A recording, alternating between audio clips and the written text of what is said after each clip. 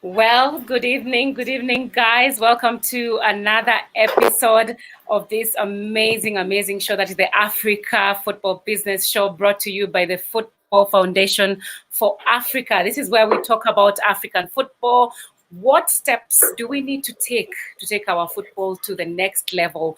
This is the 4th episode. Very exciting times. We've had some of the best guests on the show, and today I'm actually really humbled to welcome our very own from Kenya here, that we have Dr. Solomon Waliaula, where he's the senior lecturer in literature and culture studies, that is at Masai Mara University. And we have also Dr. Joseph Okong'o, who is the senior lecturer in oral literature and performance studies, that is at Moi University. That's where I studied, Moi University in campus. So I'm excited to actually host them today. Such an amazing time. Karibuni sana to the show.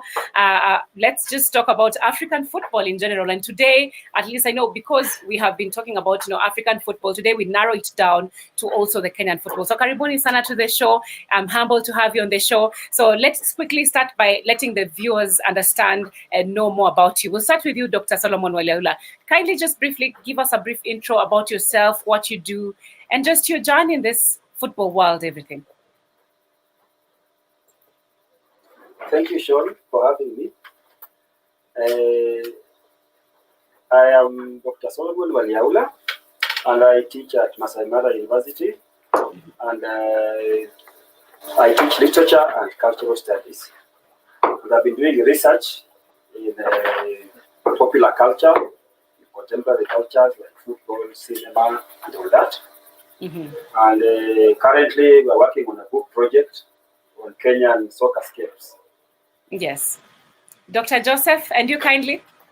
Yeah, thank you very much, Sean. I'm glad to be here. I'm a teacher also at Moi University. I came into soccer by being a fan, but I also got into it via research. I've been doing quite a bit on football cultures, and we are also working with Waliaula on coming up with a book on soccer in Kenya. So this is part of it, yes. Yes, quite an amazing, and I can't wait for you guys to share that experience with everyone who's watching. Let's just quickly, before we go to the soccer scapes in Kenya, let's talk about African football in general, and we'll continue with you, Dr. Okong'o. Just what are your thoughts on African football? Is it there yet? Are we meant to do more? Like, what are your thoughts? Yeah, Africa, I think, is very versatile when it comes to soccer. Their fans, definitely, that's the first thing. They're fans. Secondly, I think we are growing. I think we are developing, we are growing. And I think it's there's a lot of vitality. And having taken part in World Cups severally, I think we're going the right path. Yeah.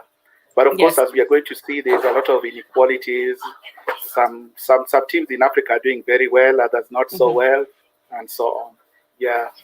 Yes, Dr. Waliaula, this game has been introduced to this continent, and we've seen it transform from decade to decade to decade. Are we there yet? What are your thoughts on African football? For me, African football has been a journey, which I'll say maybe is post-colonial, because it starts off as a pacification, as a training for Africans to work in the colonial enterprise. Then it becomes part of the way we define ourselves, nationalism, and what have you. Then it becomes part of, like now, our leisure, proper leisure. We engage in it and on our own terms. But currently, we are now, in my view, swallowed up in the global cultures. And these global cultures have both positive and negative implications on African soccer, which we'll talk about maybe later as we move along.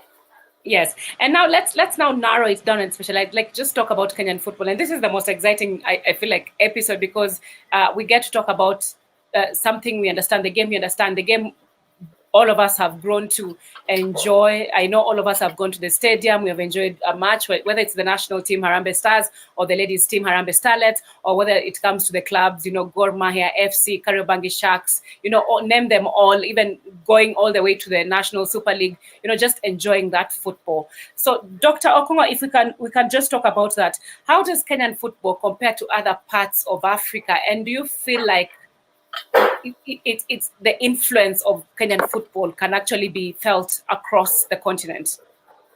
Yes, I do feel Kenya has a lot of potential in football.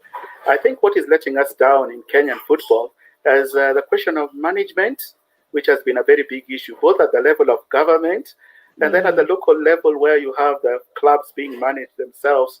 That has been quite a letdown. But I think we have potential players, we have a lot of talent, and if that is dealt with, then I think we can go at par with the other teams in the rest of Africa. Yes, yeah. And to Dr. Waliaula, because I feel like we need to hear from both sides about this specific point. When you think about Gor Mahia, when you think about FC Leopards, what comes into your mind immediately about Kenyan football? Have these clubs gotten to the point that you can say, you know what, we're doing good, we are trying? Yeah, in my view, I think we are trying, but there's a bigger challenge because our clubs and our football, for that matter, in Kenya, I think we begin off as community clubs. We perform our identity, it's our culture.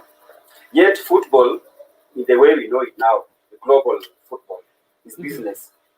It should run like a business. It should be corporate. People should buy shares in a club. It should be really scientific in management. So when you try to force Gor and FC into that kind of model, it doesn't work. So that's why we have a problem. Like currently now, for example, Gor Mahia is doing very well on the pitch. But management is an issue.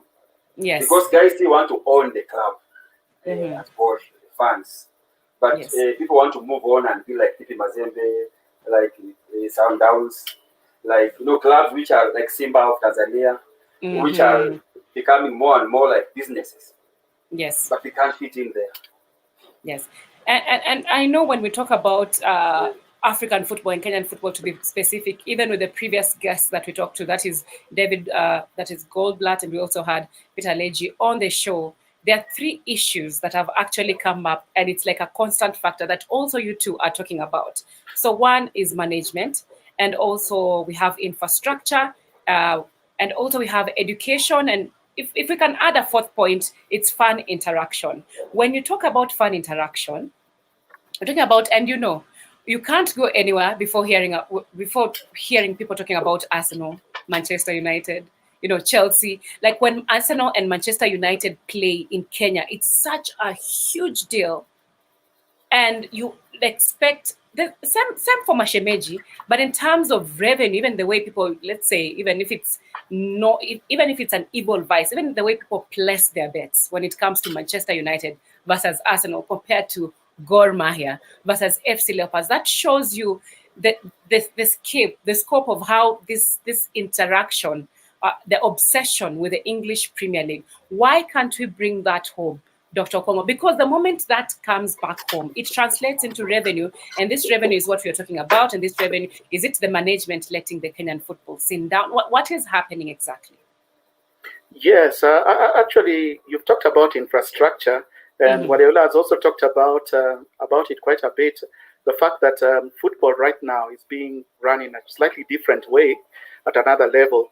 Out there in the West, they're running it scientifically. It's a corporate, it's business. Football is business, and you have to market it, publicize it well, and therefore package it well. And that is where we're meeting a challenge in Kenya, because I would say it's management again. we are finding difficulties really making it a money making thing, and so we also have issues of corruption, as you want to say.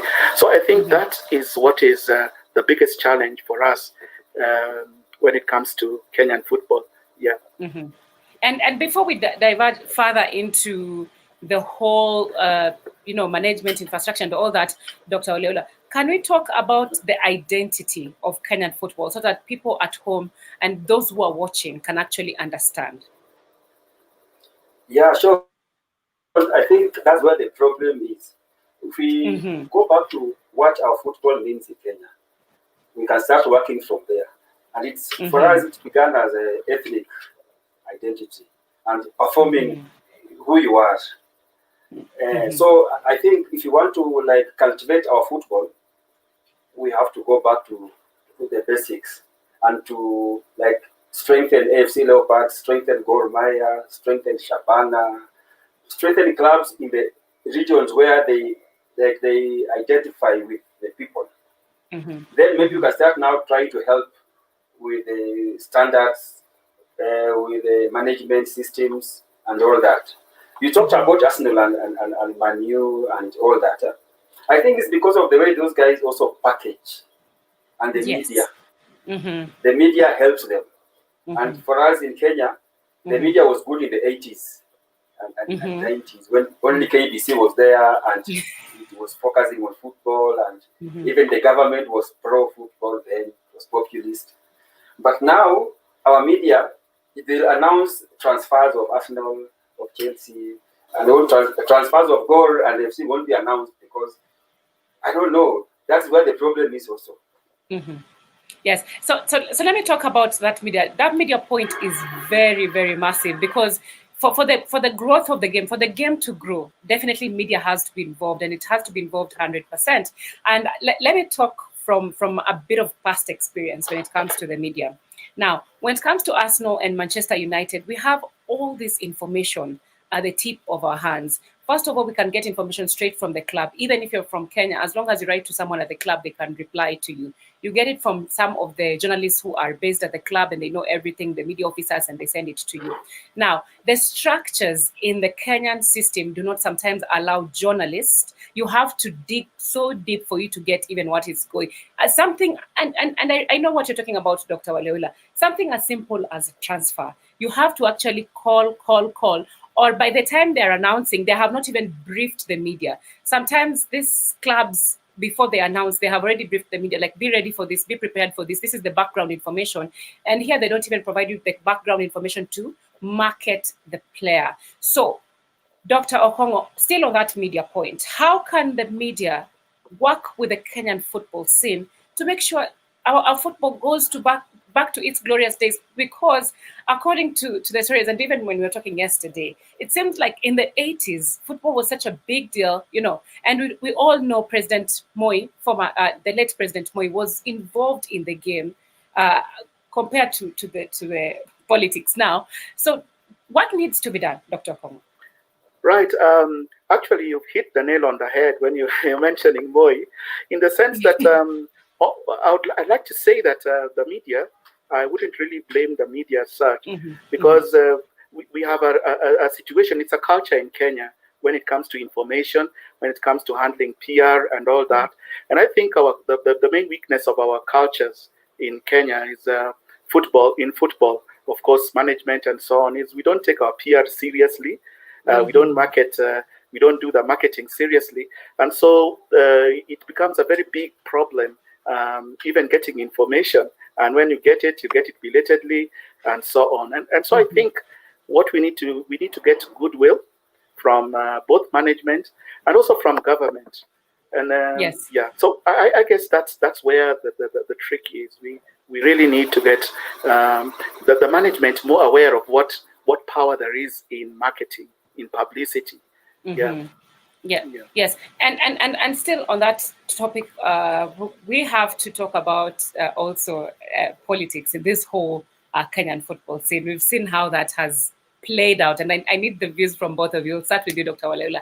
Has played out over the years. I remember when I was young, when Moi used to walk into the stadium and the stadium would go crazy and the country would go crazy and the stadium is really full. Those are amazing sights. And now it's a bit, and sometimes, also football is used for their own, selfish gains and all that. But how can you explain the political landscape when it goes hand in hand with Kenyan football? Is it a positive thing? Is it a negative thing? Or is it in between? Let's start with you, Dr. Waliaula. Yeah, so that's a very serious issue. Because I think our football in Kenya, ironically, was at the best when we had what you call maybe autocratic leadership. We had no democracy and all that. And so that the football pitch was our only space where people could express their identity, their dissenting views. They would kind of like transfer their sense of power, which they didn't have anyway, to the stadium. Like gold, for example, became Serikali. Yeah, it's like a shadow cabinet a shadow government that can't get a chance in the mainstream, but can, they can rule on the pitch. Same for FC. So politics, I think, in Kenya, the populist politics of 1980s and early 90s was good for football. But when now we went, like you say, pluralist politics and democracy, and people had other ways of expressing their political views, I think football lost big time. And if we have to go back, I think we have to sanitize our politics so that we move away from channeling tribalism in the wrong way to football.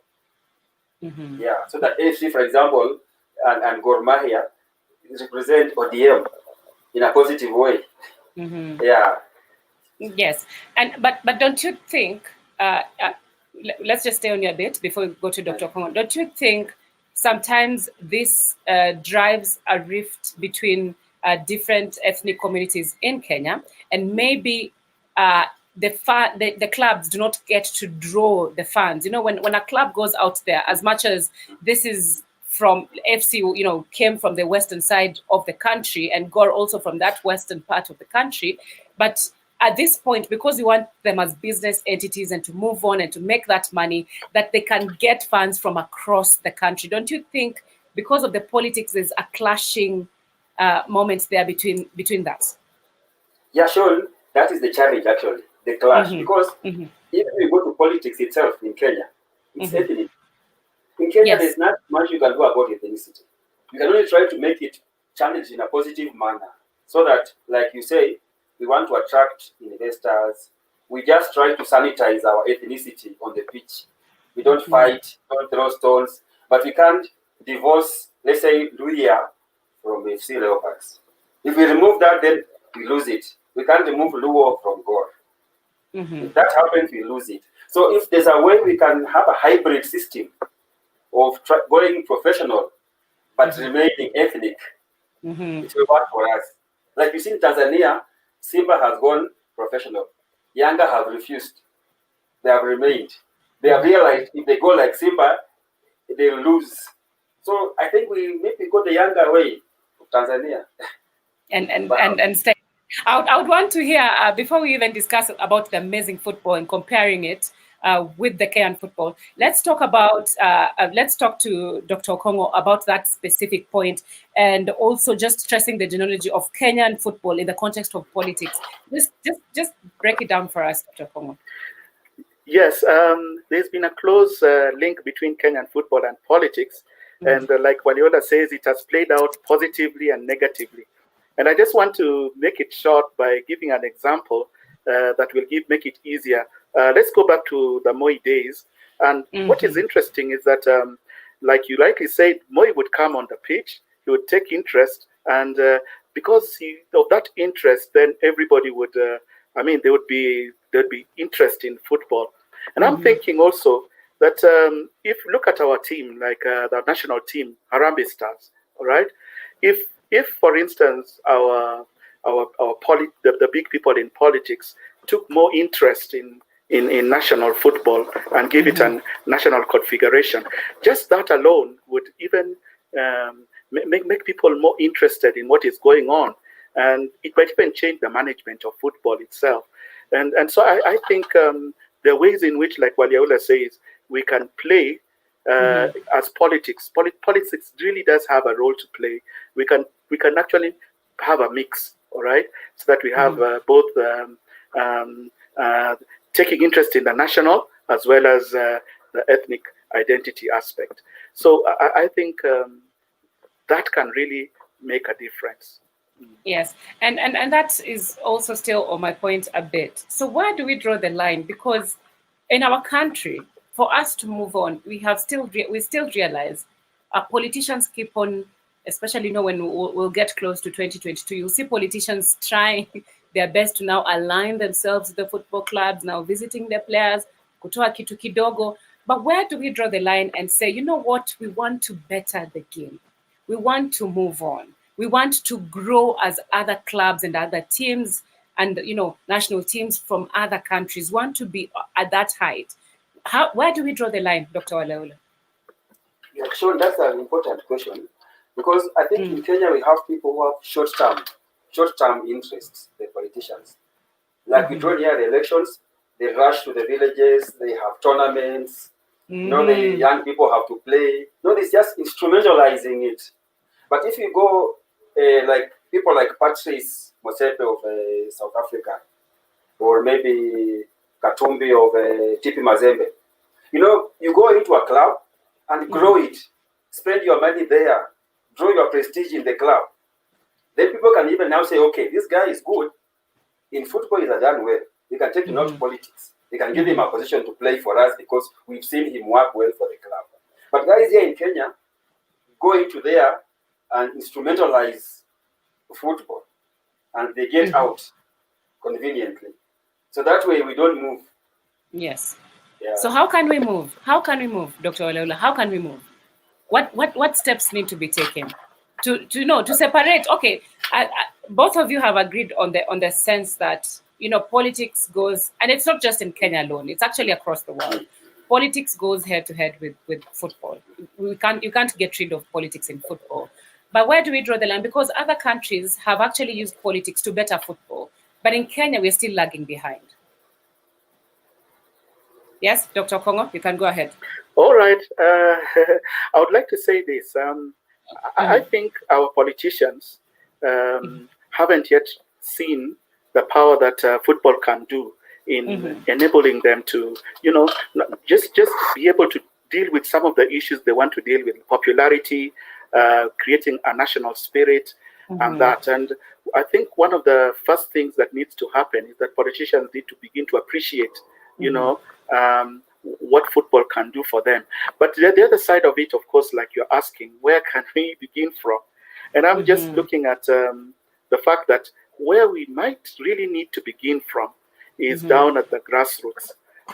And maybe just before we get even to the grassroots, just these local clubs that we have, like even these community clubs like Gorba here, if the guys who are managing or the patrons can begin by trying to create that kind of not just awareness, but kind of partnerships, even with politicians and others, so that they create this wave where one sees football as not just this short-term thing where I can put in money and get out, or I can get the popularity and get out.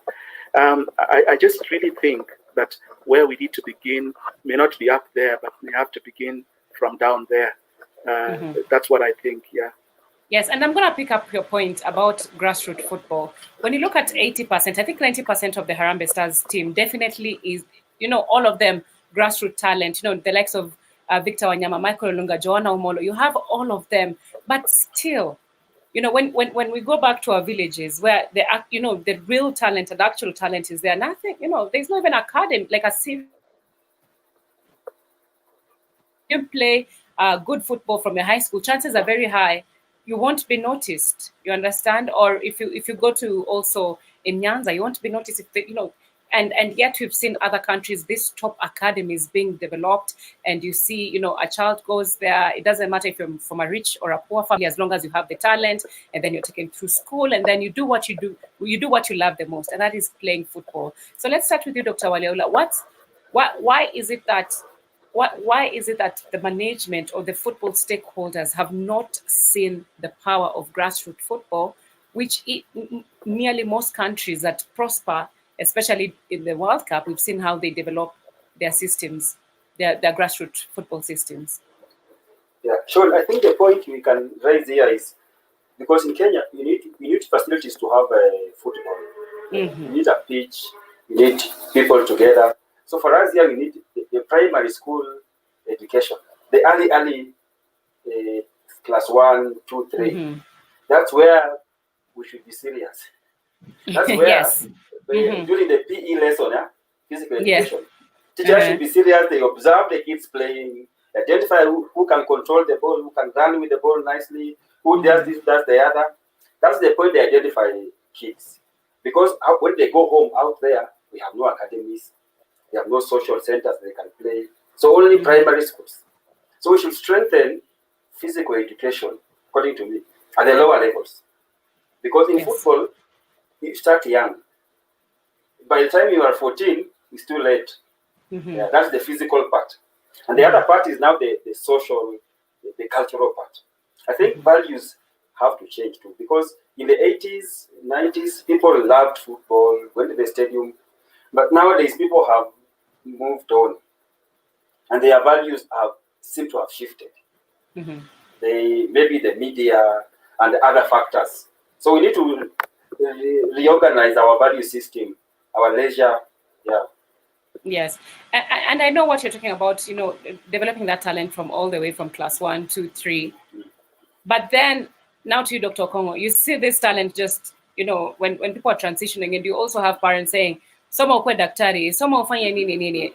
You understand also the Kenyan mentality, the African mentality, and then yet even the son and daughter you're saying, "Soma ukwe nini nini," would have even made more money if he or she was encouraged to actually develop that talent. So anything you can add to how we can develop that talent? Because some of this talent actually, even after school, even if some of the teachers have identified with it, it still disappears. It still just, disappears in the air because of maybe the mentality.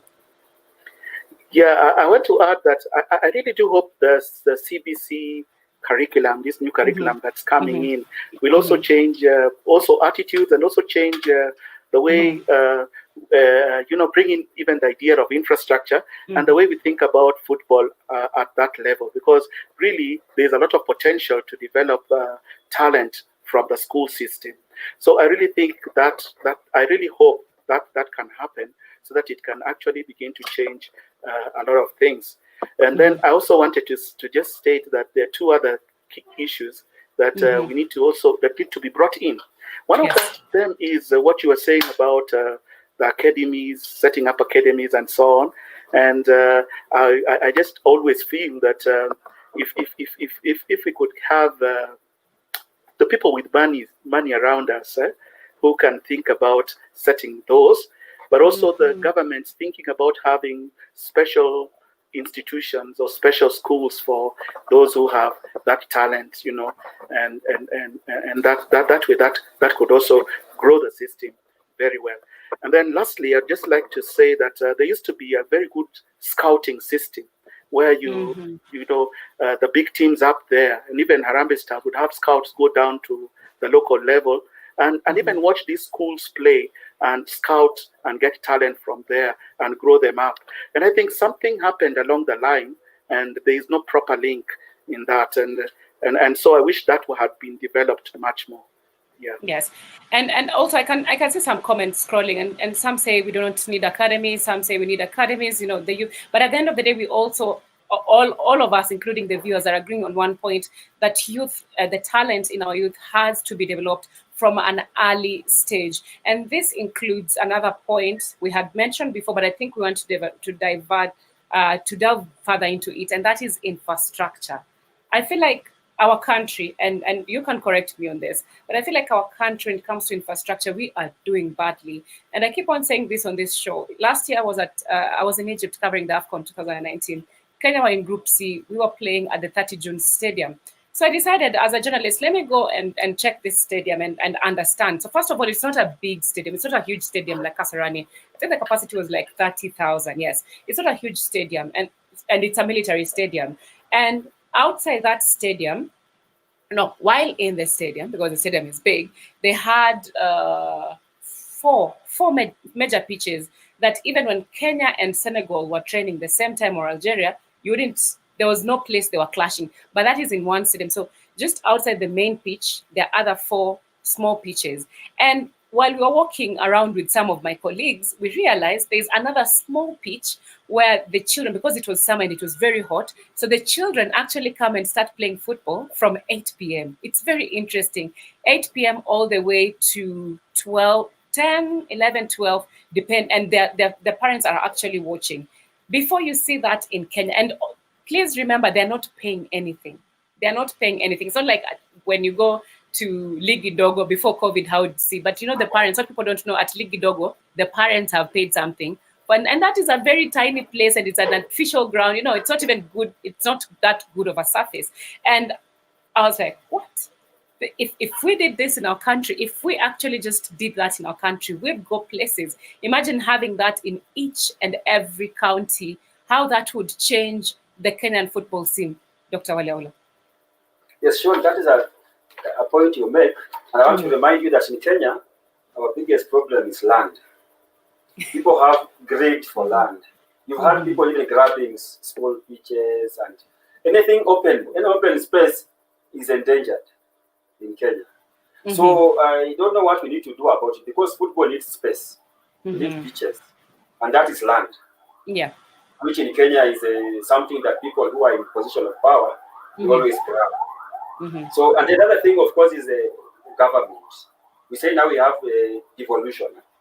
We are going down to the grassroots, and we talked about having stadiums in each county or sub-county. That should work. If it works, we'll be on the right path. Because the first thing about football is just space. If you have a space, then kids will play. But in Kenya, there is no space. The spaces are taken up for commercial, rentals. People just fence them off, private developers, as they call them. So that really works against football in Kenya. Yes. At all levels. Yes, and what are some of the steps, Dr. Okong'o, but then the ministry can do? Yes, and Dr. Waliaula has a very valid point. Even when you go all the way, like the other day, I think I was in Komarok, I had gone to see some kids, and when I was walking around, there are these dusty pitches, and you just realize that is all you need. You just need to develop that small part, and you have changed hundreds and hundreds of lives in that community. But till now, we are in 2020. When you go to South Africa, they're talking a different story. Egypt, Morocco, Tunisia, they're literally talking about a different story when it comes to pitches. But here in Kenya, as he has raised, it's all about land grabbing. Blah, blah, blah. But in real sense, this even football, if we develop these pitches, we can have more money actually coming out of it, those small tournaments and everything, and even the players when they are sold, and that youth development. And you also have another thing I also want you to talk about. Why is it that when we start a project on infrastructure, it never just ends during the designated time? Like it has to drag. You know how we had to just drag Kasarani, and we are not even starting from scratch. We're just renovating. Let's not talk about stadium. Stadium dragged and dragged and dragged. Even the Dandora Stadium for the community, but you find that politics here and there, all corruption stories here and there. Why is this, and what really needs to be done, Dr. Okong'o? Right, Sean, you've mentioned a very critical aspect, and that underlying all this is corruption. The whole idea that we have to make, there's so many interests that have to make money from this thing, and that. So that's one big thing which we need to be able to deal with. And I'm sorry to say, we it's all over. So it just needs to be dealt with, starting from the top. But then the other very critical thing you've pointed out is the idea of just basic space. And this is something that I think the sports ministry can actually do and promote. Just having communal spaces. It doesn't cost much. It doesn't require so much politics. And just ensuring you just have basic facilities, maintain it, and that will be the way to go. And so I think the sports ministry needs to have a kind of a policy where they can actually have spaces where just at the basic level. Let's just start with that, and that would make a very big difference. Yeah. So that's my thinking. Yeah. Yes, and that's why we are having this conversation, because we want the Kenyan football to reach those greater heights that what we see in Europe we can also see here. Though I feel like African problems need African solutions, so Kenyan football problems need Kenyan football solutions. So definitely. So let's just quickly now shift on to another topic, and it's about urbanization. What's the link between these two, Dr. Waliaula? I think it's even historical, Sean. This urbanization. Because Kenyan football, I think, begins in the urban. Gor FC begins off as people leisure in the urban spaces, way in the late 60s and early 70s, moving on. And I think then we wanted so badly off. It was possible to harness these social activities into serious football. But now I think our urbanization has become, disorganized. So that now when you think of the urban space, we think of concrete, jungle. Everything is just buildings, and we are making money, and there's no space. Because if you go to cities out there, they have parks. They have always spaces which are open. Kids can go and play. And people can even have a small pickup tournament or a game. And then, of course, they have stadiums. But I think for us in Africa, and Kenya in particular, our sense of the urban has meant more like the build environment, just constructing things and constructing and moving away from nature, moving away from spaces to just buildings, skyscrapers. Yeah, so yes, it's difficult in that sense. Yes, Dr. Okong'o, your thoughts on that? Yes, and I also want to say, yeah, that for historically, the urban centers were the places where football grew naturally because leisure became an important commodity in those places, and people needed a place where to entertain themselves and so on. And then I wanted also to point out that we also have the other kind of football that was beginning to grow, but I don't know why it died, because the sugar companies in many large rural areas had football teams, and they used to promote them, and one would have thought that would have been the seed to move not just from the urban but to other parts of the country. But somewhere along the way, it seems like these so-called football at the local level kind of also died. So I was just thinking that something needs to be done so that because definitely I know there's interest in soccer even in the rural areas, and like we are saying, there's talent also there. So something needs to be done to ensure, like Sean were talking about, creating spaces, right? I think something needs to be done to create spaces even in these rural areas, coming down to the grassroots and creating more spaces. And then could I just make just one remark? Yes. I remember when I was growing up in Nairobi, there used to be almost every estate, or quite a number of estates, had spaces like that where you could go out and play, and you didn't need to pay anything and all that. But like Waliaula says, frankly, all that died, and that is the unfortunate bit of it. Yes, I can see a comment from one of my former colleagues, Tony Kwalanda. He says we currently have a proliferation of private artificial playing grounds, true, which has two sides of a coin. And this is because authorities are also taking too long, what you've talked about, to actually make those public facilities. Waliaula, kindly comment on that. Yeah, that is a serious issue. And before I even talk about that, just allow me. Yes, go ahead. Because I think it's poverty also comes in. Because now children don't have time to play like it was in the past. We may have the spaces, but the kids will not come to play. Kids are selling stuff on the streets. Kids are child labor and all that. So I think as we think of space, let's think of also the other bigger matter of poverty and all that. And now coming to the point of these spaces, football can never be privatized. I think it's public. Like in Africa, the more public it is, the better. But if you have these private turfs, they are like clubs now, private clubs. And they will not develop any real talent, which is out there. Yeah, because most, and the truth, honestly, even the ones in Nairobi, most people, the private ones, most families cannot afford to pay for their children, to play that. Such a sad situation. And I hope the various stakeholders are actually watching this, or they watch it later, to definitely understand what needs to be done, because policies need to be set, steps need to be taken, because I feel like Kenyan football it's just waiting to literally go big. Like, we've already seen the talent, we've already seen what our players can do, and now I would just concentrate a bit on Tanzanian football before we talk about the investors and fans. Let's talk about what we've just seen this past week in Tanzania, and everyone is actually shocked. They had a Simba Day. I don't know if they have corona there. First of all, they don't look like they have corona down there, but you saw what Simba Day did, and the rivalry. You also have Simba even bring a very big artist, that is Diamond, And you have Yanga say, you know what, we're going to bring Harmonize. And, this one's fill the stadium, and this one's fill the stadium. And it's just crazy, and it's blowing up. And Yanga signed this player. What is his name? Carmon. I'm trying to get him. And he was like on top of the car, and he was going to the streets, and people were screaming and shouting. Like the scenes you'd actually just see in Europe, and most of the time North Africa. You're seeing them, neighbors, literally our neighbors, just a few hours away from us, doing all these big things. Like you can see the steps they're taking, Dr. Okong'o. Do you think we can get to that level?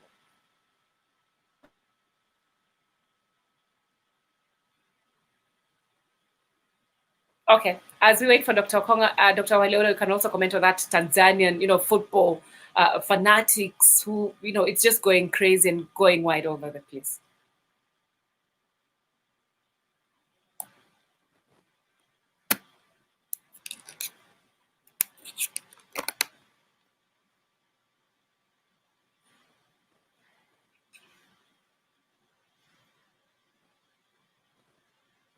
Sorry, I think we lost, sorry, Dr. Waliaula, we have lost sound with you, and Dr. Okong'o is not there.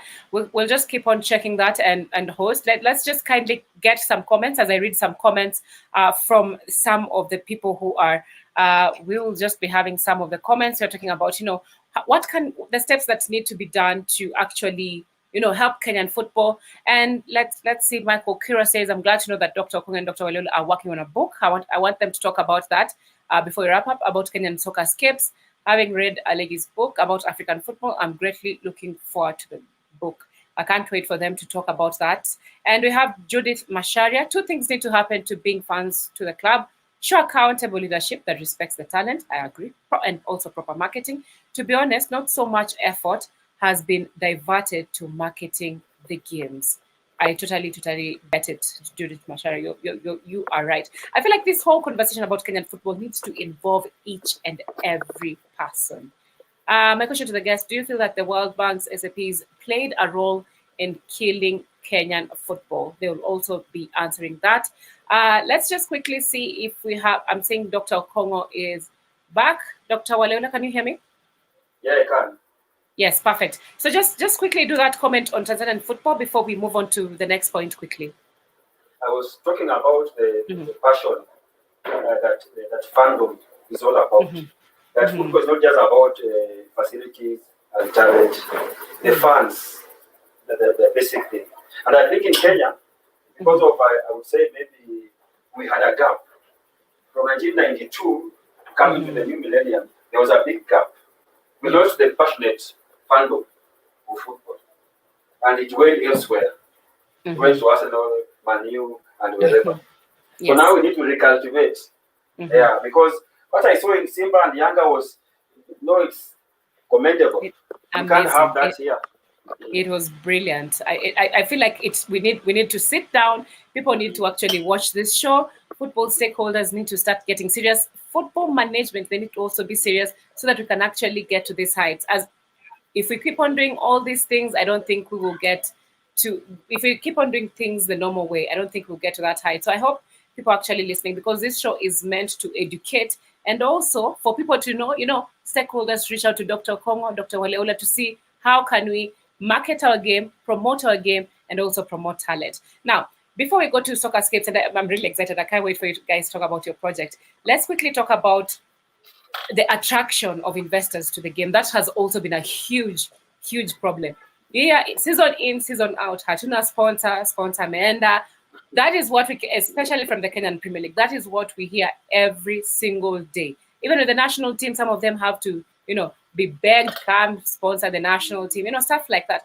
Why do you think investors, and some of these investors, they're the same people, same corporates who are even in Tanzania, but in Tanzania, they're ready to splash cash.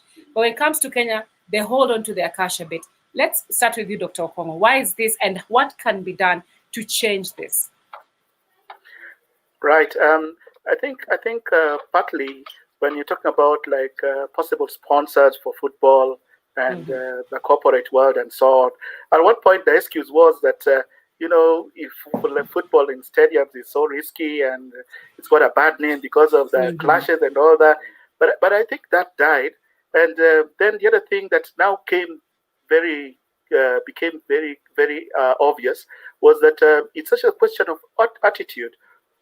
I think when we have, like, for instance, there's this attitude that, when you're putting in money into some of these clubs, it's like you're wasting your money. Is it splashing money for no apparent reason? And so I think there's something like that. So that some sponsors leave because they argue that maybe they won't get They won't get the market value for what they want to. Yes. Yeah, and I think that's where the problem then lies. And then, of course, lastly, there's also the politician who would be able to, be moneyed and want to be part of this, but they are short term, like Waliaula said. They just want to use this as a stepping stone to something else. So I think that also creates a very big problem. Yeah. Yes. And Dr. Waliaula, how can we change this? How can we change this? Because I feel like that's why we are having this conversation. All three of us and so many football fanatics in the country, even if they have their Arsenal and Manchester United, they still want to see their own fellow Kenyans shine on the, national stage, international stage. How can we change this and attract? Because the moment we have the right investors, the game blows up. When the moment you have that money, the game will blow up. Sean, I still go back to my point I made earlier. We just go back to play to our strengths. And let's go back to community football. Because, like you say, it's like if you want to attract as a human being, you package yourself in a way that attracts people. So these investors want to find a club that has fans, has huge following, people that see the club as very key to their life, that go to the stadium.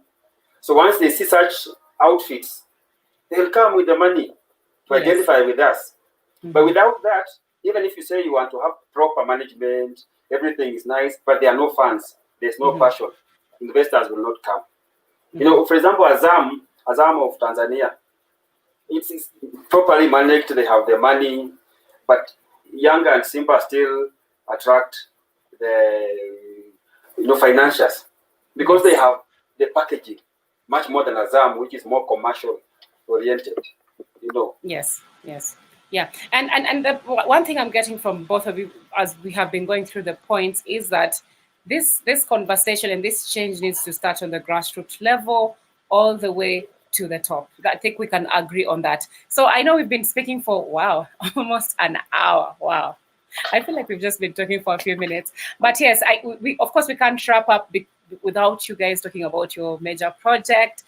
What you guys are working on, Soccerscapes, just break it down. We'll start with you, Dr. Okong'o, and then we'll go to Dr. Waliaula. All right. We've been on to doing quite a bit on soccer, but at the basic level of just getting aspects on that. But now, what we really want to do is come up with a book that really covers Kenya's journey in soccer.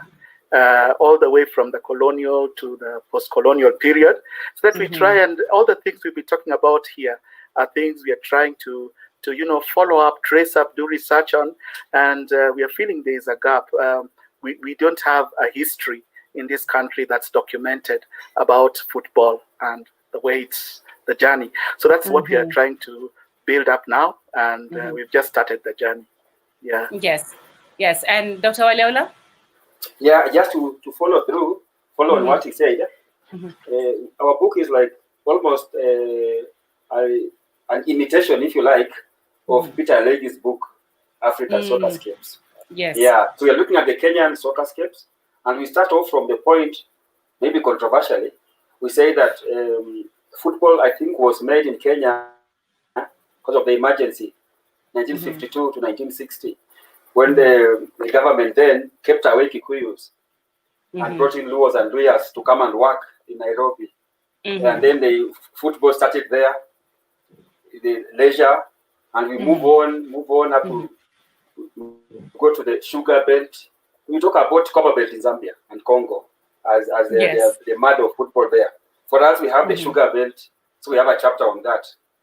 Sugar and football in Kenya, the Mumias, Nzoia, Muhoroni, all those. So the sugar.